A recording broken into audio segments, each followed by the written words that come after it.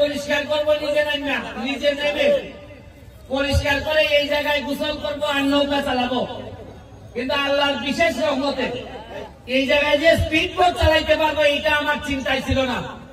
আমি মহান রাব্বুল আলামিনের কাছে শুকরিয়া জানাই যে যারা যে বলতেন যে আমাদেরকে দিয়ে কিছু হবে না, তারা দেখে যান স্পিড বোটের কত গতি, এই গতিতেই সোনারঘাট বহুদূর আগে। আমরা এই স্পিড বোটটা 1 মাসের জন্য আনা হয়েছে। আপনারা প্রতিদিন বিকালে এসে লাইন ধরে আপনারা, আমরা 2টা থেকে শুরু করব। আপনারা আজকে তাড়াহুড়া করার কিছু নাই, আপনারা আসবেন, বাচ্চারা বা যারা উঠতে চান 5 জন করে এইখানে আমরা আপনাদেরকে স্পিড বোট চালানোর ব্যবস্থা করব। আর বিষয় থেকে আজকে রাতে আমাদের আলোকসজ্জা হবে। আমরা আকাশটাকে আলোকিত করতে চাই সোনারঘাটের বাজার। আপনারা থাকবেন, মাগরিবের নামাজের পরেই আমরা আকাশটাকে আলোকিত করব। আমি শুধু আপনাদের কাছে একটাই, যে আমরা সবাই মিলে বঙ্গবন্ধুর সোনার বাংলা বানাইতে চাই, সবার সহযোগিতা চাই। আমি একা সব পারবো না, তবে আমি নমুনা দেখাই দিয়ে যাচ্ছি। আরে আমার একটা বিশ্বাস আছে, এমপি হিসাবে যদি আর নাও থাকি, আমি যদি পৃথিবীতে বেঁচে নাও থাকি, তাও বলে দিতে পারবো সোনারঘাটের মরা নদীকে জীবিত করে দিতে। যারা আমাকে সহযোগিতা করেছেন, দুলাল হাজি, আমাদের বাহার, আমাদের তাজুল বাহার, আমাদের সোহাগ, তানিম, যারা করছেন সবার প্রতি আমার কৃতজ্ঞতা রইল। বিডি ক্লিনের প্রতি আমার কৃতজ্ঞতা রইল। বিডি ক্লিন এখানে আইসা আমাদের ময়লা পরিষ্কার করে গেছে। শুনেন, 4.5 মাসে মাত্র নমুনা দেখাইছি। এইবার বুঝেন 4.5 বছর হইলে কি দেখবেন।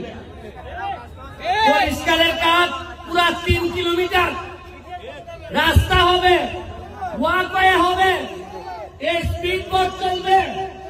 এইখানে চেয়ার টেবিল দিয়ে আপনারা বসে বিকালবেলা চা খাবেন এবং সুন্দর পানির ব্যবস্থা করব।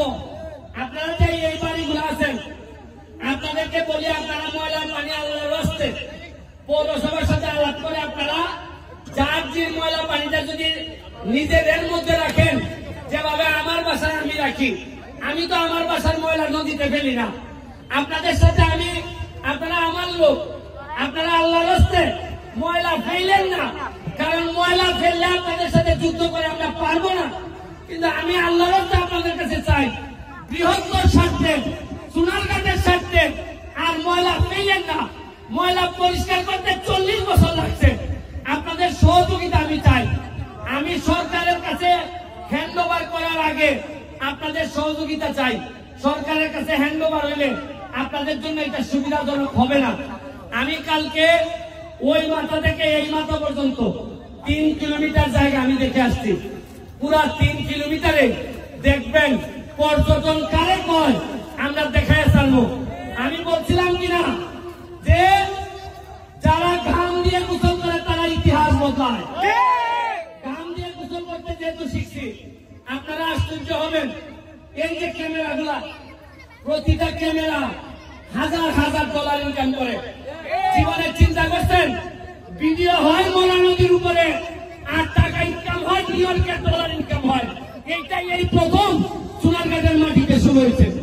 এইটার জন্য আমি মনে করি আপনারা খালি সোনারঘাটের লোক না, এখানে হবিগঞ্জ থেকে ইউটিউবার আসছে, এখানে বিভিন্ন জায়গা থেকে ইউটিউবার আসছে, ঢাকা থেকে ইউটিউবাররা আসছে।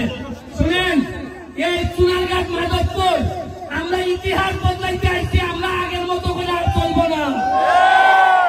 আপনারা জানেন, গত 4 মাসে আমি 29.5 কোটি টাকা বরাদ্দ পাইছি। কত টাকা পাইছি? 29.5 কোটির মধ্যে 25 কোটি হইল আমরা রাস্তাঘাট বানাইতে পারবো। আপনারা জানেন, গতকালকে সিটি পাইছি। এই সিটিতে আইছে প্রতি ইউনিয়নে 20 লাখ টাকা করে দেওয়া হবে। 23টা ইউনিয়নে 4.60 কোটি টাকা দেওয়া হবে। আমি চিন্তা করি যে আমি এত বরাদ্দ পাই আপনাদেরকে জানাইতেছি, আমি এত খুশি হই। তাইলে গত 15-20 বছর এত টাকা গেল কোথায়? এতই কি আমরা গরিব ছিলাম? এই জায়গাটা আমরা পরিষ্কার করতে পারি নাই। কিছু বললেই আমার বিরুদ্ধে। আমি এখন কি করবো বলেন? কারো বিরুদ্ধে বললে আমার বলে যে সুবিধা চাই, তোমার ভোট নাই। আমি বলছি আমার আর এমপিও লাগতো না। আরে নিজের জন্মস্থানের সেবা 5 বছর পাইছি, এর যে সৌভাগ্য আর কিছু হয় না, এটাই আমার জন্য যথেষ্ট। আপনারা তরুণ যারা আছেন, ইয়াং যারা আছেন, আজকে দেখেন চা বাগানের শ্রমিক ভাই বোনেরা, এরা আগে জানতোই না যে এদের এত সুবিধা আছে। আমি কথা দিচ্ছি, আমার এলাকায় যত চা বাগানের শ্রমিকরা আছেন তাদেরকে একটা পর্যটন নগরী বানাইয়া এরা যেন পিছনে তাকাইতে না হয়, এই ব্যবস্থা আমি করে দিব। সস্তা আমাদের যারা বাচ্চারা আছেন, আমরা একটা ইংলিশ মিডিয়াম স্কুল চালু করছি। আমরা ইংলিশ মিডিয়াম বাচ্চারা পর্যটন নগরী বানাইতে গেলে ইংলিশ লাগবে, পর্যটন নগরী বানাইতে গেলে কম্পিউটার লাগবে। আমরা কম্পিউটারের ট্রেনিং শুরু করছি। আমরা ইংলিশের সাইফোর্স কোচিং এর সাইফোর্সকে নিয়ে আসছি আমরা সোনারগাঁও যাদবপুরে। খালি এটা না, আপনারা জেনে খুশি হবেন, হেলিকপ্টার আইসা কোম্পানিরা আমার কাছে টাকা চাইছে। তারা সিলেট যাওয়ার সময় এরা সোনারগাঁতে স্টপেজ দিতে চায়।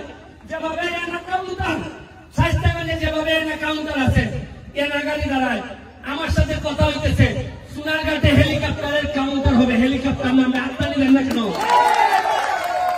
আপনারা জেনে খুশি হবেন, আগামী মাসের দিকে আমাদের এখানে টেকনিক্যাল কলেজ হইতেছে, টেকনিক্যাল কলেজের কাজ শুরু হইতেছে।